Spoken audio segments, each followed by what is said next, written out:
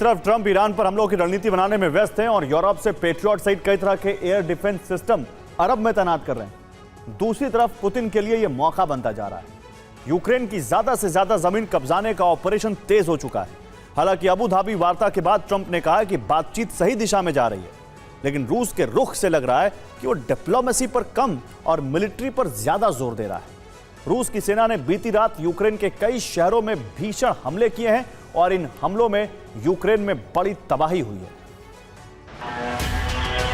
युद्ध विराम से पहले रूस का लक्ष्य ओडेसा को यूक्रेन से काटना है। इसीलिए यूक्रेन के बाकी हिस्से से ओडेसा को जोड़ने वाली सड़कें और पुल तबाह किए जा रहे हैं। अब ओडेसा से यूक्रेन के दूसरे शहरों तक जाने के लिए मोल्दोवा की सीमा से होकर जाना होगा। रूस चाहता है कि ओडेसा पोर्ट सिटी पर युद्ध विराम से पहले कब्जा कर लिया जाए। यूरोपीय देशों के हथियार गोदामों से पैट्रियट की मिसाइलें अरब ट्रांसफर हो चुकी हैं।